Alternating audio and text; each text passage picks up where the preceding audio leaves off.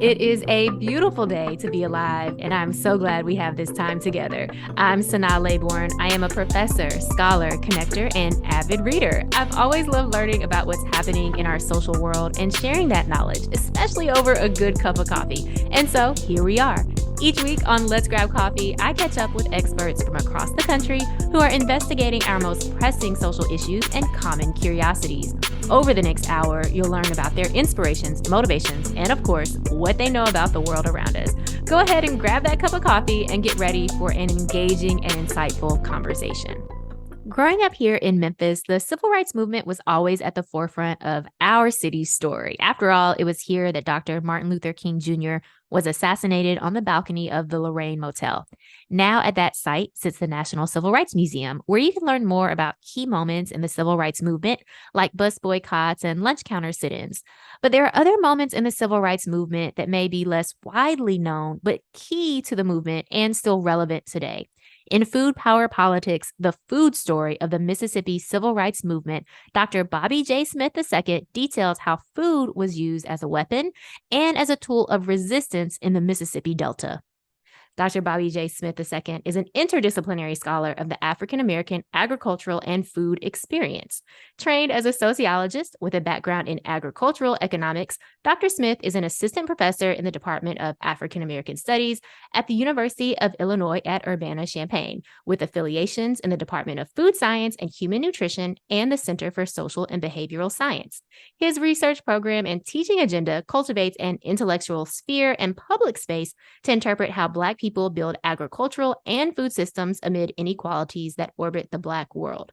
Dr. Smith has been awarded fellowships from the American Council of Learned Societies, National Endowment for the Humanities, Center for the Study of Southern Culture at the University of Mississippi, Special Collections and University Archives at the University of Illinois at Chicago, and the Medgar and Myrlie Evers Institute in partnership with the Mississippi Department of Archives and History, among others.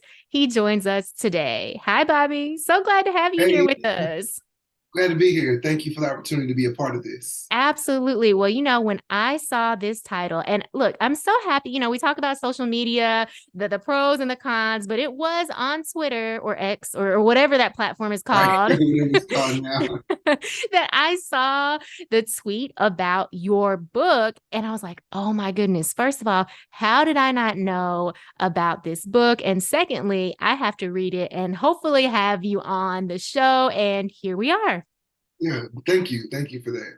Yes, because something, first of all, I'm a very hungry person. I mean, let's grab coffee, kind of gives you a little hint at it. But in general, I love food, but I love this idea of the food story of the Mississippi Civil Rights Movement. And I'll be honest, I didn't know anything about the food story of the Mississippi Civil Rights Movement or really any part of the civil rights movement, other than, of course, we think about, the lunch counter sit-ins, Right, but right, right. but still the food piece of it isn't really the central story exactly. And so I'm really excited to be able to dive into your research and share it with our listeners today. So again, just thank you so much for being here. Thank you. Glad to be here. Now, I know I didn't know about the food story of the Mississippi Civil Rights Movement, but how did you come to learn about this central struggle for civil rights? Yeah. So I also didn't know about this food story 7 years ago when I actually unknowingly started this project. I was in graduate school, as you know, the graduate school struggle just taking classes, learning about Mm-hmm. sociological theory and development theories and things of that nature. And I remember taking a class on community organizing and development, and we were learning about particularly the week that I was assigned. So classic graduate seminar class. Each week, a student takes on a topic, and my week, with another partner in the class, was about the organizing tradition around the civil rights movement. And we read Charles Payne's seminal book, "I've Got the Light of Freedom," about the Mississippi freedom struggle. But Charles Payne takes on the organizing tradition, thinking about how Ella Baker and people like that shaped the Mississippi civil rights movement, particularly in Greenwood, Mississippi, probably not too far from Memphis, probably about an hour and a half, 2 hours from Memphis, south of Memphis. Mm-hmm. So I was reading that book, and at the time I knew that I wanted to do food in my dissertation, something around food injustice and food and race. And I was also doing so I was a grad student by day, but activist by night. So I was doing food activism, also working with Black Lives Matter in Ithaca, New York, where I was in graduate school at Cornell. So I was reading through the book, and I remember what eventually became my advisor. He was saying every time you read books, particularly in his classes he was teaching it, he would always say, make sure that you are thinking about your own project. So I'm reading through Charles Payne's piece, looking for food. So I'm literally like, where's the food at? So chapter 1, chapter 2, chapter 3, chapter 4. I'm just reading, and Charles Payne's book is like over 400 pages. So I'm reading it, and then I get to chapter 5, and I remember the page number. It was page 158 in the 2007 edition. And and on that page, he started talking about how food, essentially he was talking about how food was used as a form of voter suppression. And I never saw that. So, of course, Payne's book is not about food, so he doesn't take up this food story, but he brings it into the conversation because it's one of the first times the Mississippi Civil Rights Movement, and also the movement in general at the national level, had to really pause its efforts to take up this food question. In the past, they organized food programs, food drives, but never at this type of level, because this moment in history in Greenwood had the potential of decimating the Mississippi Civil Rights Movement in the Delta. So activists had to, so that's how I came to this food story, reading Charles Payne's piece. And what activists call the Greenwood Food Blockade is what Payne talked about. And that was my first time even thinking about food. And that's like my window or my entry point into this larger food story. Originally, I thought I was only going to write about the Greenwood Food Blockade. But then once I started doing archival research in Jackson, I learned that this food story is much deeper than just food as a form of voter suppression.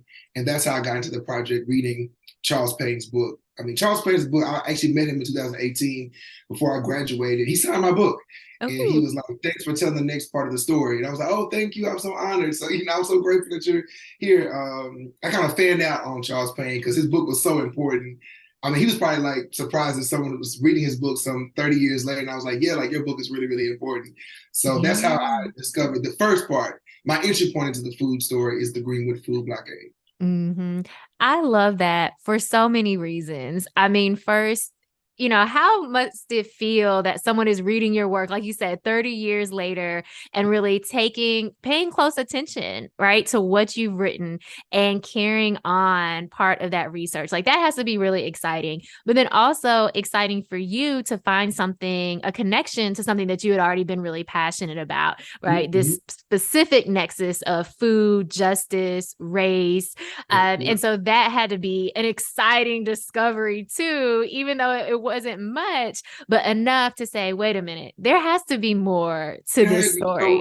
No, right. I mean, because so now me and my advisor, even my committee members, we laugh about it now, because back then we honestly didn't know where my dissertation was going. It was only 10 pages in Payne's book, and I was like, I know there's something more, but they were like, can you find anything? So then I did my comps. And I used all secondary sources, and they were, we're not historians, so secondary sources are fine. But my committee was like, no, you need primary sources. We need to figure out what's going on. And one of my committee members, Naliwe Rooks, who's now the chair of Black Studies at Africana Studies at Brown University, she sent me an email, like a random email on a random Friday. It was like, hey, the Medgar and Myrlie Evers Institute is sponsoring fellows to come down and do research, and they want upper level graduate students or junior faculty members. And she was like, FYI, it's just in passing. And I applied for it, and I got it. And that's when I went to Mississippi that summer, right after reading Payne's piece a year later, going to Mississippi and doing archival work to study the Greenwood Food Blockade opened up many, many doors. And that's when I started learning there's more to the story. But initially, when it was a dissertation idea, we didn't know where this project was going, because all I had was 10 pages in one book. And then I read John Denver's book, and other books were recounting the same story over and over and over again, but it wasn't enough, for a dissertation project. Right. The other part of this kind of entryway for you that I really appreciate hearing is how you also had folks around you who are really supportive and saying, no, there's more to this story, and you got to go find it. And we're also going to help you go find it and let you know about different resources. And again, just thinking about how making those connections to something that happened in the 60s, but then also how we see it reoccurring and still present today, Yes. both in the ways that food can be used as a weapon, but also how food can be used towards liberation. And Yes. so you mentioned the Greenwood Food Blockade. Could you tell our listeners a little bit more about exactly what that was and what was happening at that time? Yeah, so the Greenwood Food Blockade is this event that happens quietly. And now that in this conversation, I've never thought a lot more about like how to introduce the blockade itself, because it's one of those moments in history that it happens, and if you're not paying attention or you don't have access to a newspaper, you even know this thing is happening. So in 1962, so Student Nonviolent Coordinating Committee, SNCC, had started their movement work in Macomb, Mississippi. So their southern work after the Greensboro Woodworth counter sit-in. Once the movement started, the student movement started spreading across, the SNCC movement started spreading across the South. Their first time being in Mississippi was actually in Macomb, Mississippi in around 1960, 1961. But they wanted to move into what we call the Delta or the Mississippi Delta or the Yazoo Mississippi Delta. Depends on what part of the area you're in, what you call it. And you're in Memphis, so you know people argue that the Delta starts Oh, at yeah. the lobby of the Peabody and then goes right into Vicksburg, Catfish Road. So it's like, so when SNCC moves into the Delta, they move from Macomb to the Delta around 1962 because they want to show that if we can overcome racism or voter suppression in the Delta of Mississippi, then we can do it nationally. So SNCC sent majority of all its resources to Mississippi, particularly to Greenwood, Mississippi in 1962. And what's interesting about Greenwood, Mississippi was that SNCC places headquarters there for a year to do their voter registration drive, but also Greenwood was also the headquarters of the White Citizens Council, the Mississippi's or the South's emblematic white supremacist organization. So when SNCC gets there in 1962, there is this high levels of opposition. I mean, violent opposition, of course, you have burning of buildings, the kidnapping of people, the violence towards the injuries, the jailings. There's a lot of things going on there. And so Greenwood becomes like this epicenter for both this battle between proponents of Black freedom and opponents of Black freedom. So this struggle happens in 1962. And while all this violence, physical violence, structural violence is happening, activists are still organizing. They're still knocking on doors, but they're not organizing in like this urban conversation. They're organizing in the rural. So majority of the Black people who are living around Greenwood or in Black Greenwood are attached to the plantation economy of the region. They're sharecroppers or they're day laborers. So their lives are basically controlled by the white political and white economic structure of Greenwood or LaFleur County, where Greenwood is located. So as activists are organizing more, there's a need. So as they're organizing these rural Black communities of sharecroppers and day laborers, what ends up happening is that the food realities of this particular group of people in Greenwood or LaFleur County, their food realities are shaped by what is known as the Federal Surplus Commodities Program. What we would call government cheese, government peanut butter, government canned meat. So when people think about the Federal Surplus Commodities Program, no one calls it that.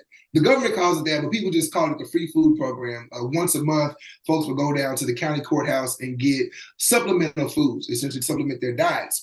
But for poor rural Black people who were attached to the plantation economy, the government food program was basically the only way they got food when there was no cotton crop in the ground. So every year around the wintertime, they would depend on that a lot because there was no more cotton.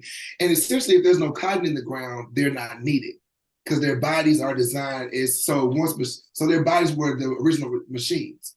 Mm-hmm. So in November 1962, as the movement is gaining traction in Greenwood, a meeting is called to revisit the July decision to not have the Federal Surplus Commodities Program that year. So, but what's interesting about it is that they get here in November and they're revisiting it because they know that wintertime is coming and day laborers and sharecroppers are going to need food to make it to the next cotton season. Again, it's not designed to feed them to keep them to be nutritionally adequate.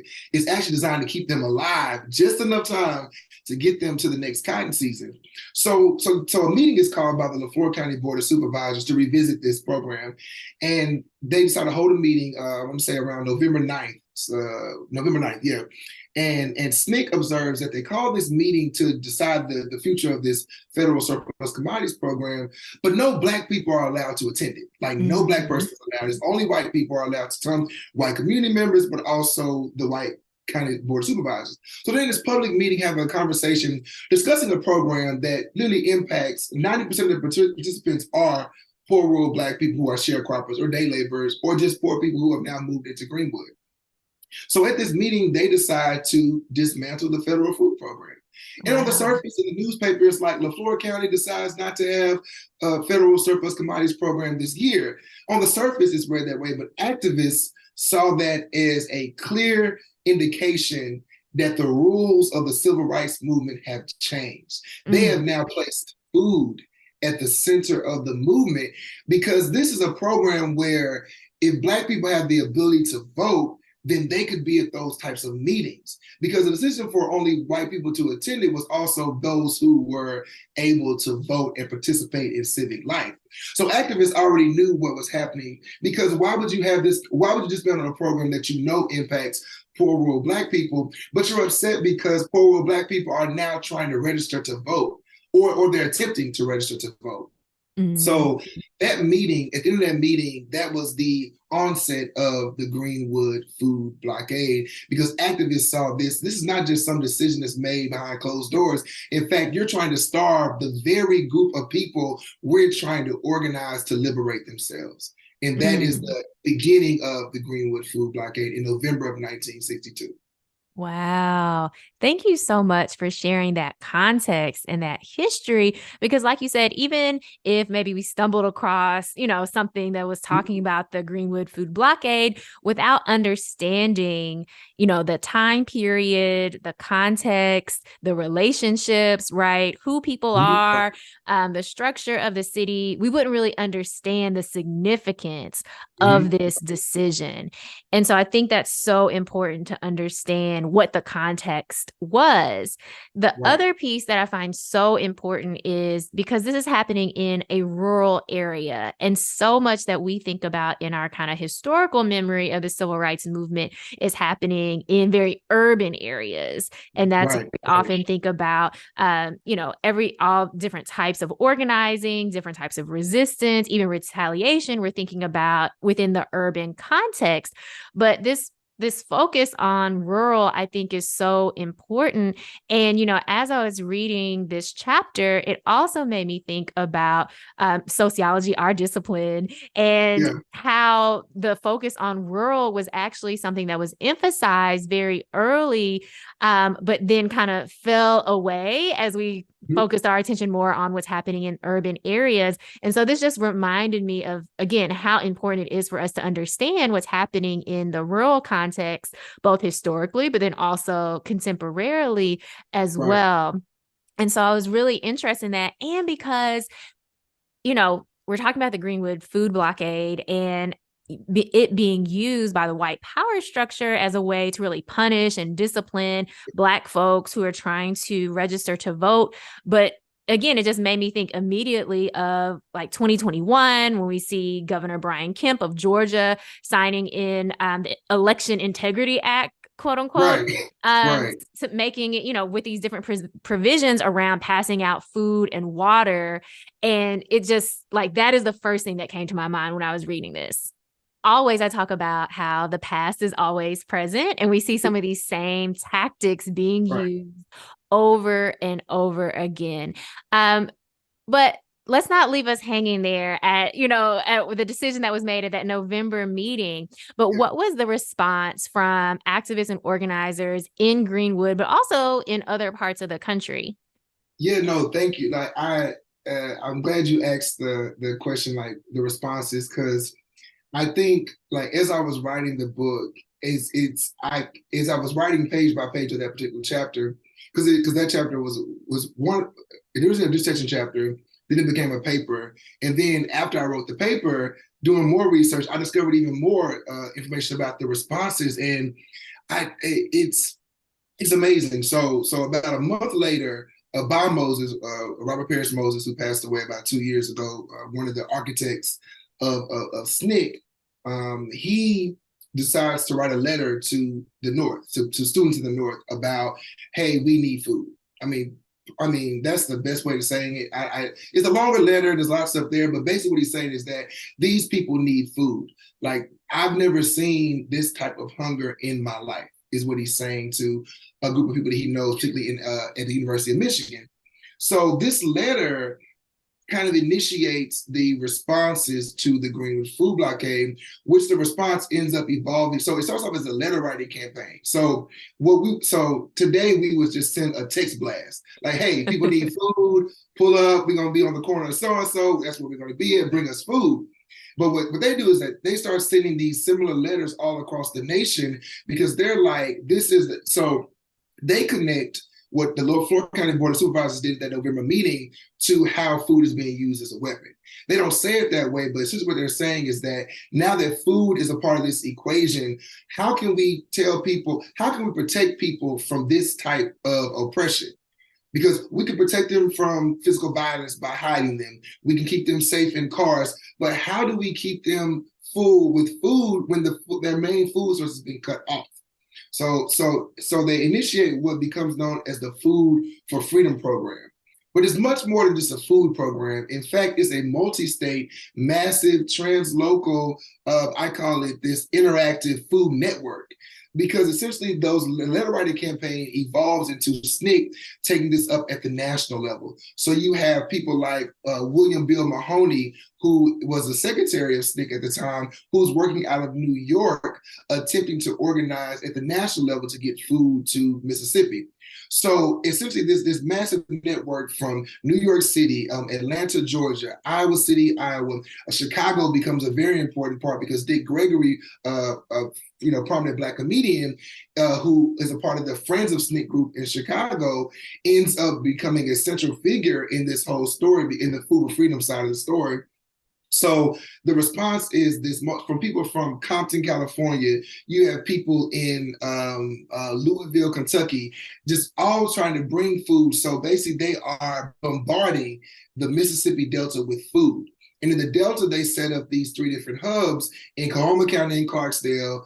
Fannie Hamer transforms her home into what we would now call a food hub in Louisville, which is Sunflower County. And then, of course, Greenwood becomes the headquarters, because Greenwood is at the Wesley United Methodist Church in downtown Greenwood, ends up becoming the hub in Greenwood. So this hub is where, so all the food comes into Mississippi. It goes to Clarksdale to Vera Pegue's beauty shop. She works with Aaron Henry. So she becomes a central figure around the logistics, because she's basically one of the organizers of trying to get food into these particular areas. Because while the Greenwood Food Blockade is something that they were attaching this program to, similar instances were happening in Sunflower County. They were happening in Coahoma County. They were happening in Bolivar County. I mean, because once Greenwood did it, other board of supervisors recognized, oh, so this is how we can get people out of our county, just starve them. It's disgusting at best, insidious. This is ridiculous, but this is the kind of thinking, the mechanics of the Greenwood Food Blockade. But activists organized this massive food program that ends up becoming the catalyst for one of the largest voter registration efforts in history in the South at that time.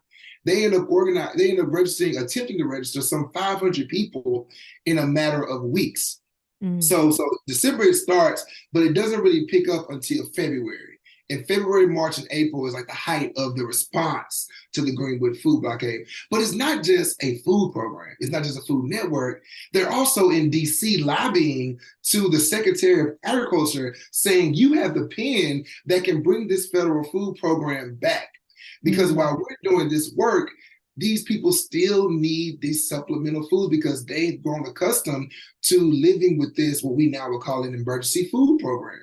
So it's not only trying to get food to people, it's also trying to get legislative power to reinstate the program. So in April of 1963, they're able to get the program reinstated, but they get the program reinstated not because the Florida County Board of Supervisors wanted to actually bring the program back. federal officials had to come to Greenwood, Mississippi, and have a meeting with the LaFleur County Board of Supervisors and tell them whether you're going to bring the program back or we're going to bring it back. And one thing about Mississippi then and now is that they do not like federal intervention. They don't want the federal government in their affairs. So instead of allowing the government to bring it back, they succumb to the actual federal government. Interestingly, though, they didn't pay for the program. The federal government ended up paying to bring the program back, and they allowed that kind of intervention because Mississippi doesn't like federal intervention unless they can control what type of federal intervention happens in that particular state. So all I can say is that the response was this Food for Freedom campaign that essentially dissolves after they're able to get this federal surplus commodities program back. And then, of course, SNCC then automatically pivots back to full voter registration. So it's like this food interlude almost that happens because they're like, we can't get folks to register because they ain't got nothing to eat.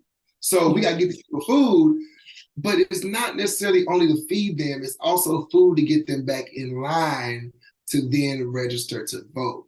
So they recognize the power of food, but not food as a way for Black people to control their lives, but food as a catalyst to promote voter registration efforts. And that's what happens.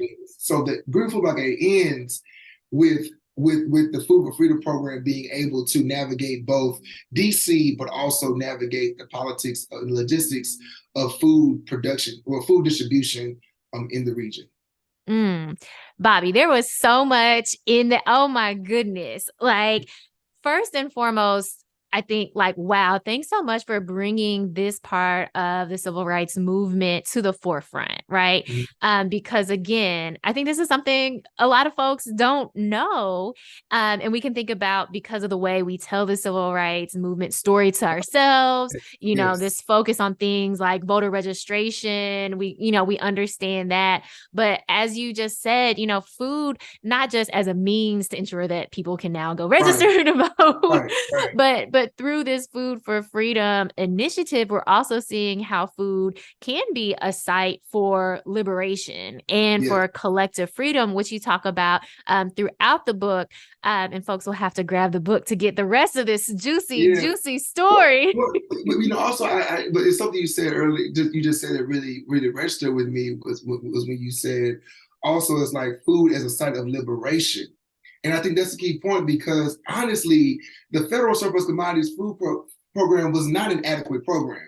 It wasn't nutritious. It was not designed to ensure that people's bodies fully develop, their minds develop. It was designed to keep calories. It was designed to keep poor people alive. So what happened? So the Food for Freedom program also gave us a glimpse of what I theorized as emancipatory food power in the book. So take a step back. One, theoretically, the idea of food as a weapon is known as food power. Legal scholars, historians, political scientists say food power is when food is used as a weapon at the international level. I transpose that idea into local everyday Black life, and I discovered that Black folks weren't just being passive and letting food be weaponized against them. They also use food as a way to emancipate themselves from those structures and systems, which is what I theorize as emancipatory food power. So I'd like to say is that I'm so glad you said food is a site of liberation, because in fact, the Food for Freedom program also gave people access to foods they wouldn't normally have access to through the federal surplus commodities program. But activists weren't thinking about that because our goal for the civil rights movement is not to feed people per se. We want people to control their lives, but control it through voting, through education, through access to public accommodations. And those vehicles will be used to get people food. But what happens when those vehicles are manipulated and then food becomes a part of that conversation? And that's what I'm doing in chapter 1. I love this focus on food because again, I'm just a food lover, but also because in the book you make, and what you just said now too, you make this very important point about how food is, it shapes our destiny, both Yes. very fit in the physical sense, right? It shapes us. But the foods we have access to, the foods that people think we should have access to, you talk about that a lot in the book. Again, about the food choices that were available to Black folks at this time, but then also having control over what's on your plate. Right. Control meaning being able to go into the grocery store and buy certain foods, or Mm-hmm. having access to those foods, and awareness that, certain foods exist, and being able to even plant, your own crops.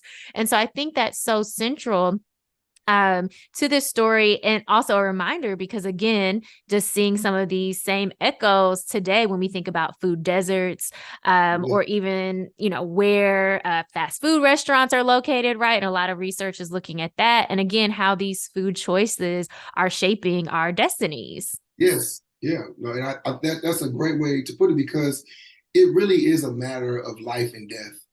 And I Mm. think because of our relationship with food today, like for example, we're on the, we're having this conversation right now. If I wanted to DoorDash food for us to have this conversation, I can leave on my phone right now, put your address in, and literally we're talking right now, and food will be dropped off at your front door within a matter of 30 to 45 minutes. And because our relationship is that with food, we don't think about how serious food is, and that food is the ways in which we eat is attached to a food system. So also what I wanted to do in the book was thinking about food choices and the food we eat on our plate, whether a grocery store, the restaurant, Uber Eats, however we get our food, is also a part of a system, and we have to think about it at a systems level. At a system level, we think about the education as a system. We think about criminal justice as a system. We think about policing. Everything is about systems. But then when we think about food, it's just food. It's mundane. It's in passing. And I hope that the book shows that it's just not something that's in passing. In fact, it's a system.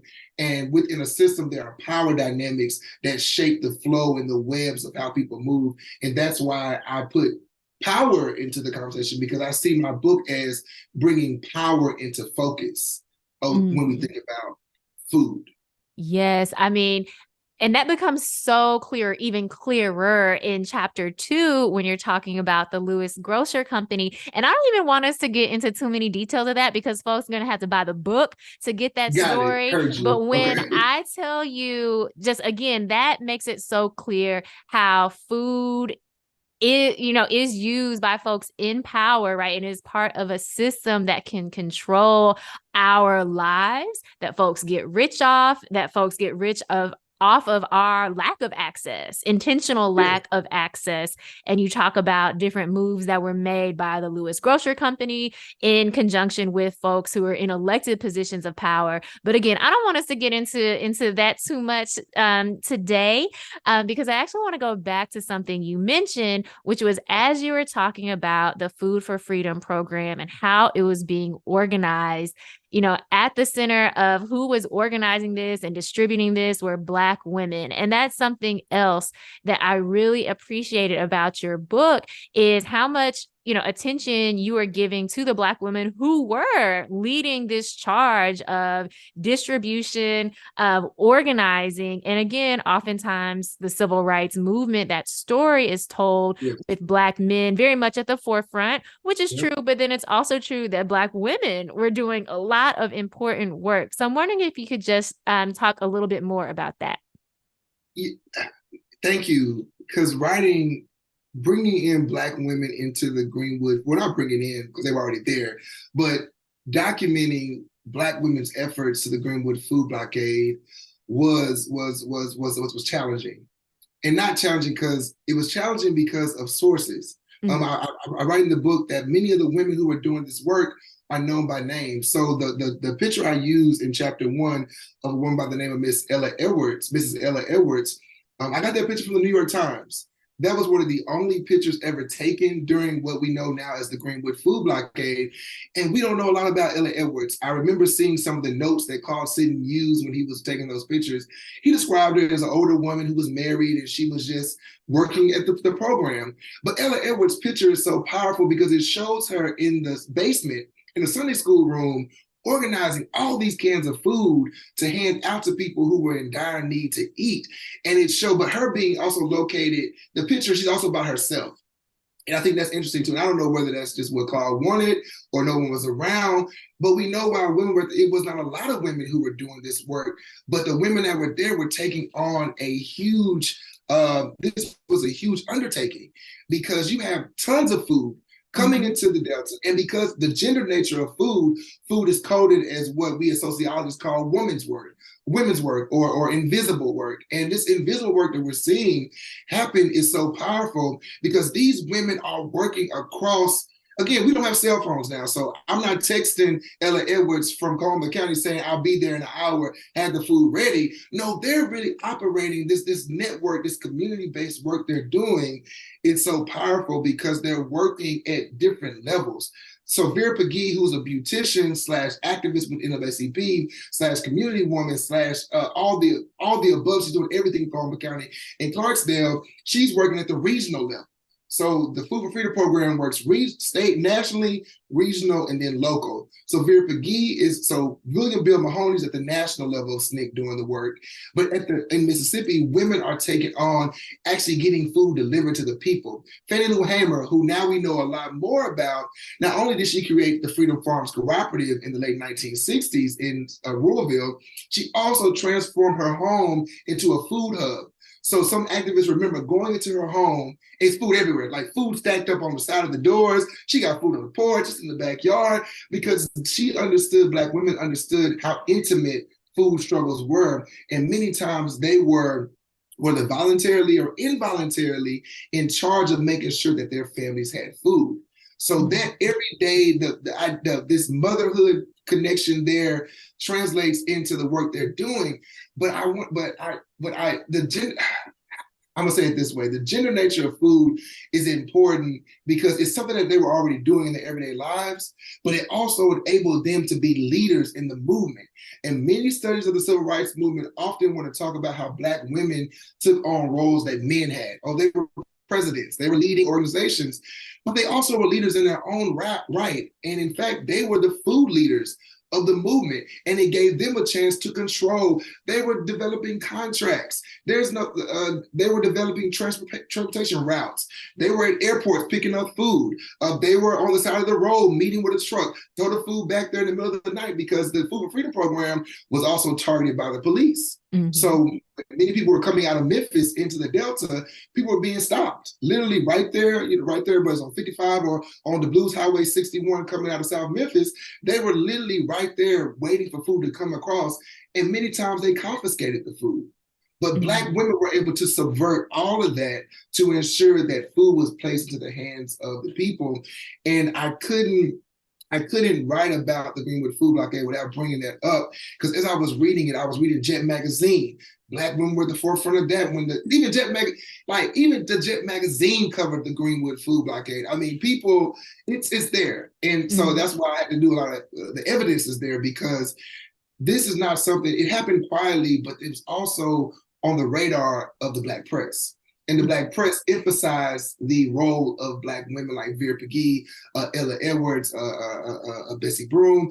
Again, but as I said in the book, a lot of these women are only known by name.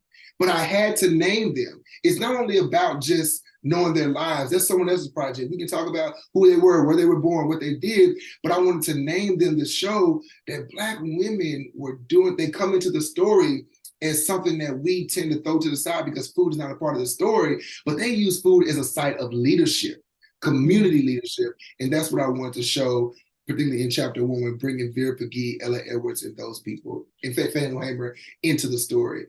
And I dealt with them as they came into the story. It wasn't something that I didn't put anyone, quote unquote, at the forefront of those stories, because I wanted to bring them in organically as they showed up, as I was reading history, how they showed up in the story. But you see how they show up and then they go away. And I want to deal with that at some point, because they go away because the food story goes away. And if food goes away, then women are automatically going away as well, because they tend to code food work as women's work.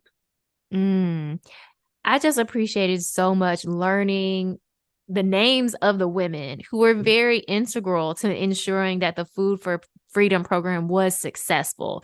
It wouldn't have happened without these women. And like you said, they were relying on the networks that they already had, whether informal or formal. And they were also relying on that knowledge, that everyday knowledge, that everyday practice, right, of their lives to really institute this and to do so rather seamlessly. You know, all of these things are happening quickly, right? There's not a lot of time. Like literally November is the meeting. By February, they have an entire multi-state food network happening. I mean, they're having concerts in Compton, and the entry fee is food. Like, just bring food so we can get to Mississippi. They have Compton. I mean, and I gave a talk a couple of months ago, and I finally put I actually used a map this time, and actually was able to show, and it blew my mind because I write about it, but seeing it geographically, and I had lines coming from different states into the Delta, I was like, oh my gosh, this is huge. And we can't even do that. We can barely feed neighborhoods today. Like we can barely get folks, you're in Memphis, from South Memphis, North Memphis, we can barely, I mean, I'm south of Chicago, but I'm in Champaign. I can barely get people in Champaign or Urbana to connect across less than 15 minutes away to do this. So I was, and to know that Black women orchestrated or co-orchestrated this shows that it also helps us rethink our ideas of leadership. Yes. In the movement and what a leader is. And while Dr. King and Bob Moses and those men were important to the movement in their own right, as you said earlier, which is true, Black men played a major role in the movement. We're not saying that's not true, but what we are saying is that Black women played a key role in sustenance. And while we might deem that or code that as women's work, it's a really important job because it fueled the movement and enabled them to then produce one of the largest voter registration efforts at the time in American history. Yeah, that is so amazing. Now, you mentioned it earlier. I know you talk a little bit about it in the book about these different levels of organizing, also being able to, you know, very materially put food in the hands of people, but then also doing this work on a policy level and going to DC and going to, you know, our nation's capital and agitating for different types of legislation.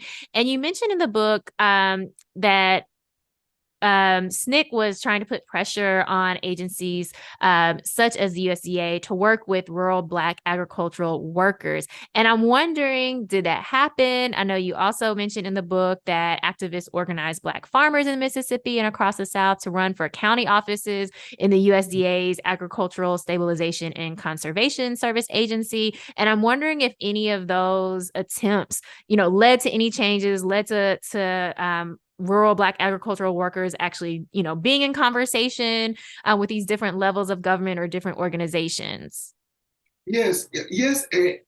So the short answer is yes. They SNCC initiated some of those efforts, but SNCC never fully took up the agrarian question, if you will, or the food question. They never really took it up in ways that could have been beneficial in context. Because also this is 1963. Right. And anyone who knows SNCC's history, 2 years later, SNCC is getting ready to disband.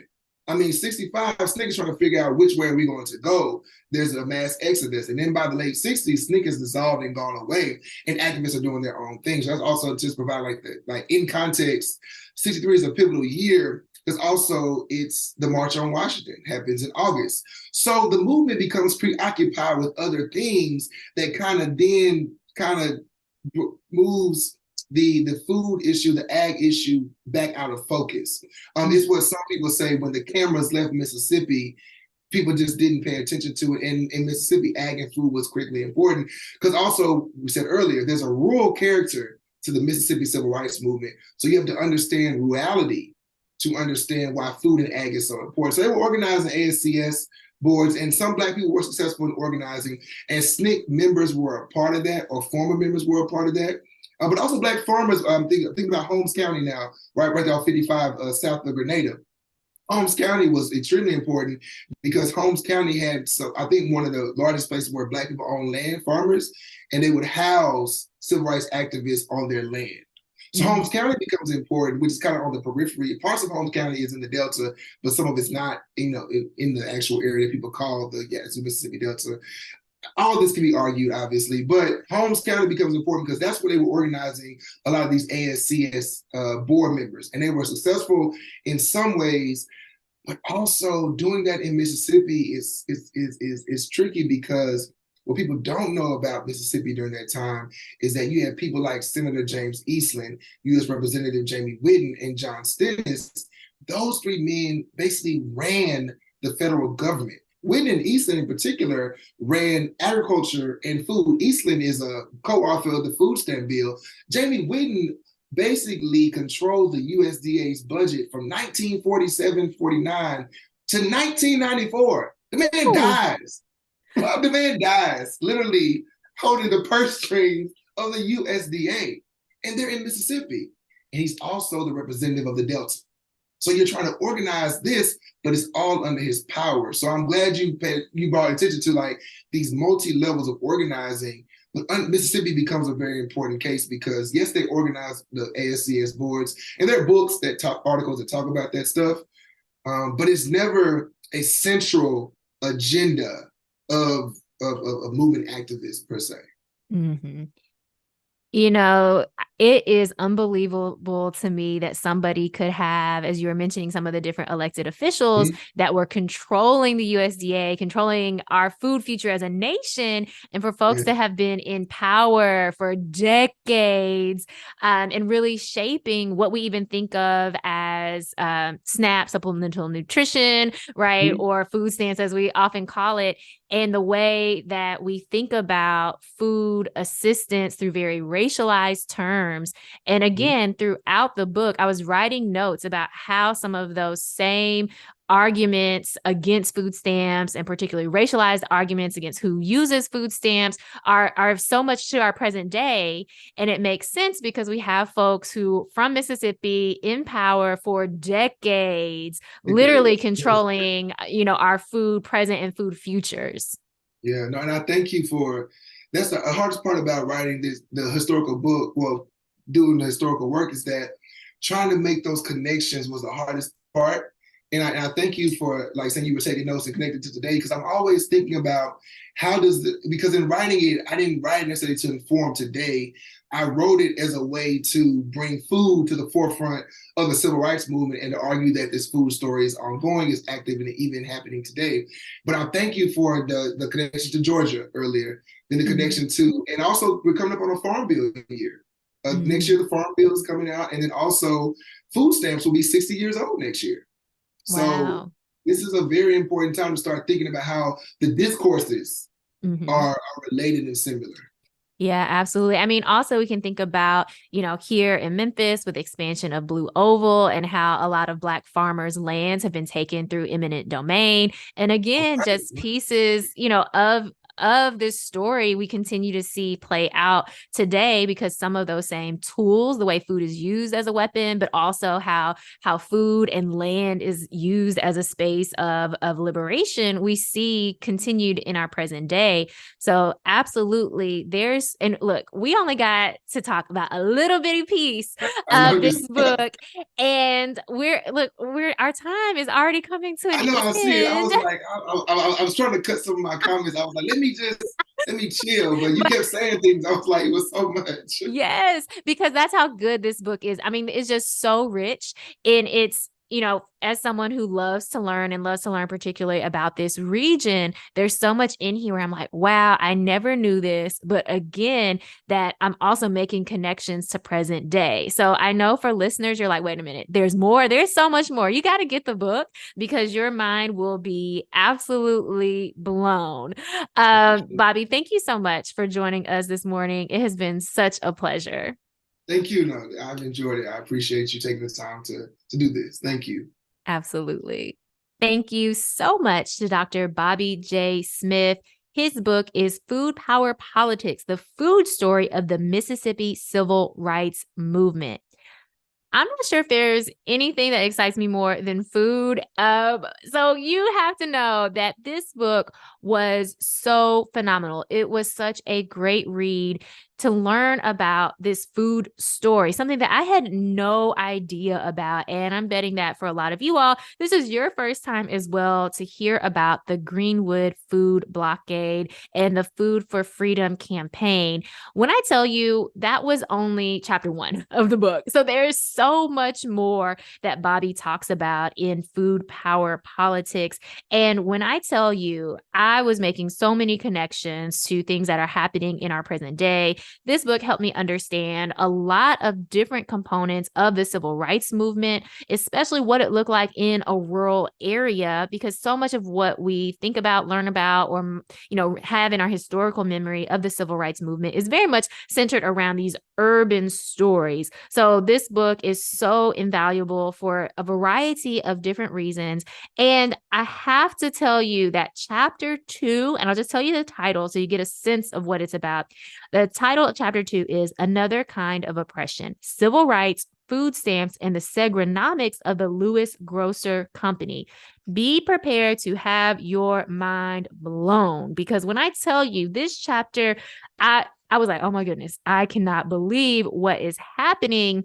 But you have to pick up the book to find out more. And trust me, you will want to know more. Obviously, it's talking about grocery stores. It's also talking about food stamps, legislation, and the power of grocery stores to control the destinies of Black folks in the Delta during the civil rights era. And again, you'll see so many connections to how we think about food today, where food is present, where food is absent in our communities as well. And I don't want you to think that the book stops there, because remember, we're talking about food both as a weapon, but also as a tool of resistance. Chapter 3, Black Food, Black Jobs, Emancipatory Food Power, and the North Bolivar County Farm Cooperative. And then chapter 4, From Civil Rights to Food Justice, Black Youth and the North Bolivar County Good Food Revolution, bringing this food story up into the present day. Food power politics covers so much, again, starting at that 1960s Greenwood food blockade and then bringing it up to our current moment and this youth-led food justice movement. Trust me, you will not be able to put this book down. Well, this has been Let's Grab Coffee on WYXR 91.7 FM. I'm Sanaa. I'm here every Monday morning having smart, fun conversations about topics that you didn't even know you were interested in, but I'm betting that you are very much keyed into and want to know more now. I want to leave you with this positive note, this reminder: each and every day, you get to decide. Yes, you get to decide what type of day it's going to be, how you're going to show up in this world, and over time, it is those daily choices that create your life. So what type of life are you creating? Well, whatever type of life it is, I hope Let's Grab Coffee is a part of it. Make sure you're subscribed to Let's Grab Coffee in podcast format and also on YouTube, so you never miss a conversation, but so you can also dig back into these conversations, because I know that Bobby was sharing some facts that you were like, hold up, I didn't know that. I need to listen to that again, and I need to share it with a friend. So make sure that you do. And I will see you back here next Monday morning.